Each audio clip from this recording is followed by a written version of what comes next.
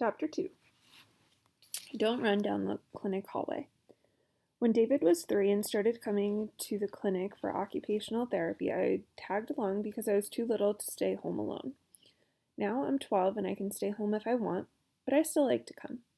I like talking to Mom on the ride over and back and shopping in the stores across the street. And I love the road between our house and the clinic. It follows the ocean's shoreline, and I look for snowy egrets standing stick still in the salt marshes, and osprey circling hunting fish. Those are both birds. At high tide, waves sparkle under the wooden bridges, and I can guess the tide before I even see the water, just by closing my eyes and breathing the air through the open car windows. Low tide smells mud black and tangy, but high tide smells clean and salty. The clinic is a few streets from the ocean. In the summer, sometimes Mom and I walk to the waterfront park while David has his appointment. It's the only time in the week that I get Mom completely to myself and someone else is in charge of David. Mom likes to stay in the clinic waiting room so she can hear if David has a hard time, but I like when we leave because she doesn't look away from me every time she hears him shriek. At the clinic, there's a waiting room and a long corridor of doors to little offices for hearing tests, speech therapy, and occupational therapy. David comes on Tuesdays and Thursdays to see Stephanie, a woman with kind eyes and an office full of games, swings, a trampoline, and more balls than I've ever seen outside a school playground. I think it'd be fun to go with Stephanie and do what she calls playing, but David thinks it's work. I wait while Mom says hello to the other waiting room people, but as soon as Stephanie takes David's hand, I ask, "Can we go to the park? We haven't been since last fall." It's going to rain. Mom sits down on the waiting room couch, and it'll be cold by the water. You didn't even bring a jacket. Can we go shopping then? I glance out the window to the line of stores across the street. My favorite is Elliot's Antiques. From the sidewalk, it seems only a door tucked between two downtown shops, but behind the door and up a musty-smelling staircase is a sign, Elliot's Antiques. The whole store is like an attic, full of stuff someone's grandparents once owned but had no more use for it. Things not quite good enough to keep, but not quite bad enough to throw away. David had a hard time last week, Mom said. I need to make sure Stephanie can handle it. Why don't we read? Mom crosses her legs like she's settled to stay. I slump on the couch beside her and check if anyone looks like they'll mind Mom reading out loud. I haven't been to the clinic since my last school vacation, but I recognize the waiting room people, because their appointments are nearly the same time as David's every week. Mrs. Frost, a tiny old lady, reads a magazine in the big chair between the front windows. She brings her 11-year-old brother for speech therapy.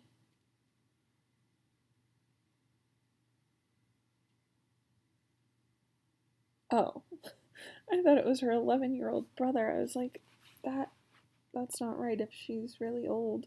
No, she brings her even older brother for speech therapy because he had a stroke. The receptionist, with her blonde beauty parlor hair, types fast on her computer. Carol, a young mother wearing a big skirt and hoop earrings, sits in the rocking chair near the bookshelf. She leans down, handing her baby with Down syndrome chunky plastic blocks from the toy basket.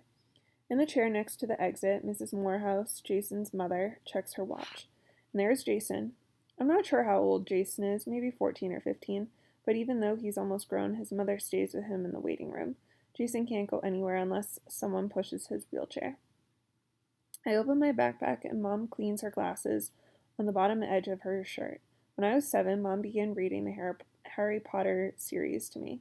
Even though I can read easily to myself now, we still read each new book together. I never think of the characters without hearing her voices. I pass her the book. Read quiet. She turns to our chapter and I arrange my colored pencils on the couch next to me. Hunting out the window for something to draw, I consider the lines of stores and restaurants close to the street, but they look tired and between. In the In a week or two, the gift shop window will have splashy beach towels and plastic sand buckets. The hotel will show off the no lit up with the vacancy, and the parking lot will be full of seagulls strutting between the cars and perched on the streetlights, screeching for someone to drop a bite of sandwich or a french fry. I wish time would hurry and there'd be sailboats tying up at the landing and tour buses passing through. And I'd already have the first hellos traded with somebody Peterson, the girl next door. I figure by 5:15 that first high trading could be over, especially if I just happen to be outside at 5 o'clock when she arrives. I sink back into the vinyl couch cushions, my sketchbook propped against my knees, listening to Mom's voice changing character to character. There's not much new to draw in the waiting room. The same yellowed awards cluster the walls, the same books spill off the bookshelf, and the same old toys are heaped in the toy basket. And there are only two people I haven't already drawn, Jason and his mother. I worry that glancing will turn into staring too easy with Jason, and I hate when people stare at David. But Jason's mother fidgets, crossing her legs, picking up magazines, putting them down, soothing her short, flipped under brown hair. So it should be harder to draw. Mom and said Jason started coming to the clinic after Christmas, but the first time I saw him was February vacation. That day I didn't know where to look, so I looked at his feet on his wheelchair footrest. Maybe by drawing Jason I could look at him easier. Looking closer can make something beautiful. Sometimes I can change how I feel about something by drawing it. Drawing makes me find the curves, the shadows, the ins and outs, and the beautiful parts. I solved my hating snakes by drawing their scales, tiny and silvery, overlapping until all I saw was how perfect they were. Can't say I'd want a snake to crawl across me, but I don't have to run screaming to Dad every time I see a garden snake now. Should I go on? Mom asks. I could stop there. No, keep reading. I turn to a clean page in my sketchbook and swoop a faint pencil line, beginning the outline of Jason's head, over the top, down his temple and cheek, around the bumps of jaw and chin, and back to where my line began. I don't know what's wrong with Jason, and it doesn't seem polite to ask. Whatever it is, though, it's something big. There's a tray on Jason's wheelchair, and on the tray is a communication book. At first,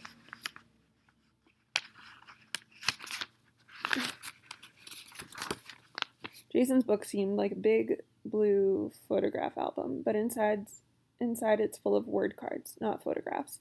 Jason can't speak, but he turns the pages and touches the cards to tell his mother if he wants a drink or has to use the bathroom or is mad about something. Today he's mad. Fighting mad.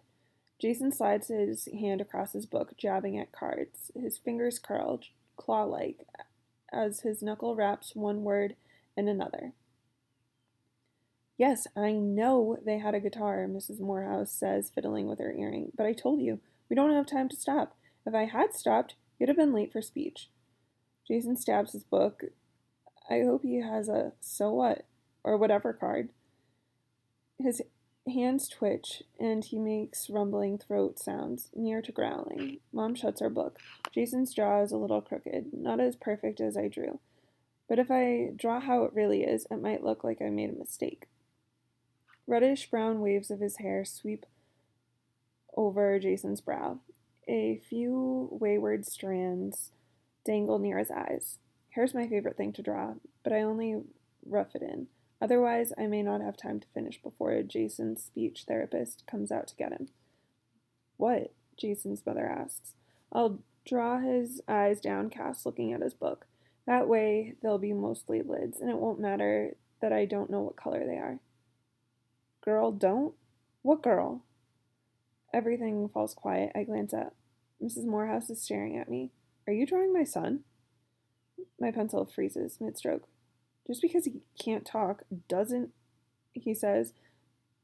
Don't assume he doesn't mind. Everyone looks at me. My fingers move over my sketchbook, finding the corner. I'm sorry, I whisper, turning the page. It takes all my strength, every ounce, not to cry. A drink? I hear. Mrs. Morehouse say, "All right, wait here." Mom reaches over, but I scoot down the couch, out of reach. I pick up a lime-colored pencil and swish a tiny blade of grass on my page. One eyelash curve of green cutting all that white. Footsteps pass me, but I don't look up. I tick line after line, making grass. "Oops," Mrs. Morehouse says. "It's only a little spill." I risk a peek. If that were David, he'd be wild to get those clothes off, but Jason sits there, a dark water spot spread on the front of his navy Red Sox shirt. Maybe he doesn't mind. Or maybe he knows there isn't another shirt. Or maybe he's used to being wet. David wouldn't care about any of those things. That shirt would be off, faster than you could blink. And the pants, too. If any had spilled there and I didn't remind him of the pants rule quick enough, keep your pants on unless Mom, Dad, or the doctor tells you to take them off. Mom opens our book again. Let's see. Where were we? Harry was about to use his cloak. That's right. As she reads, I think how useful a cloak that made me invisible would be right now. If I had one, I'd throw it over my head and run out the door, across the parking lot and street, all the way through the waterfront park to the wharf, and board the first boat I saw going somewhere, anywhere else. Mom reads, the receptionist types at her computer. Mrs. Frost looks at the magazine and the baby sleeps on Carol's lap, his little fingers still clutching a pink plastic block. "Hi, Jason." Jason's smiling speech therapist finally comes out to get him. I'm relieved to see her, even though Mom stops reading when she comes. "How's his day been going?" the therapist asks his mother.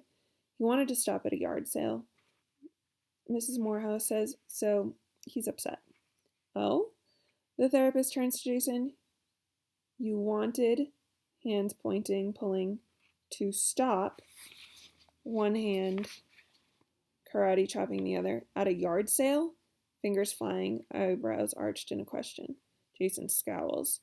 His therapist pouts, his finger tapping his communication book. "Sad?"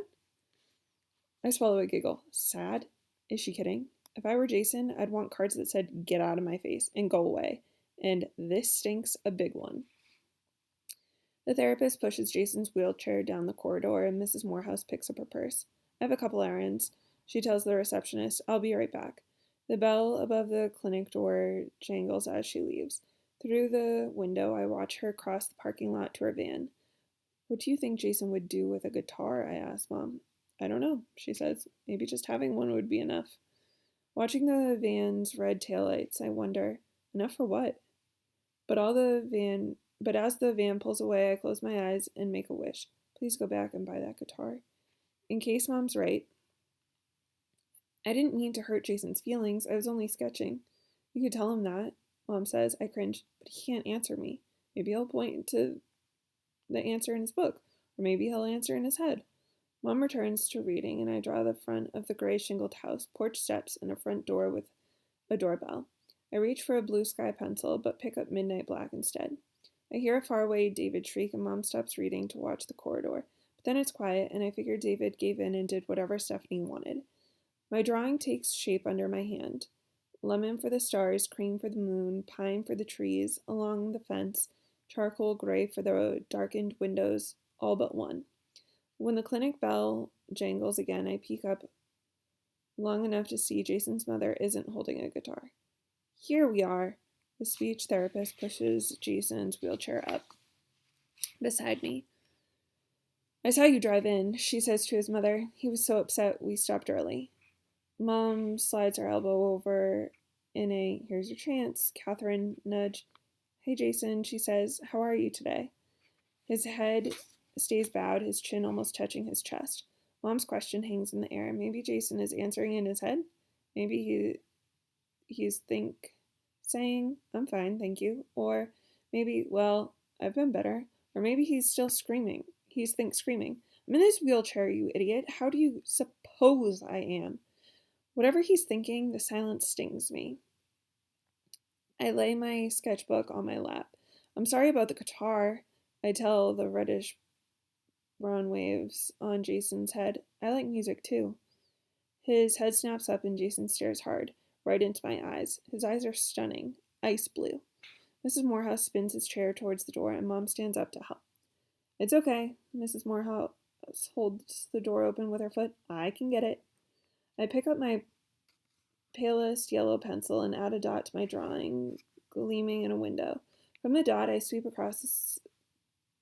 down a shivering beam, cutting the darkness. I imagine myself sitting on my bed, hugging my knees, counting Morse code dashes and dots. Are you there? The bell jingles again. I look up to see Mrs. Morehouse in the doorway watching me. She crosses her arms over her stomach. Mrs. Frost drops her magazine, and even the receptionist has stopped typing. Her hands held above her keyboard like a conductor waiting to cue a symphony. Jason insisted I come back, Mrs. Morehouse says, and tell you that he likes the picture you're drawing.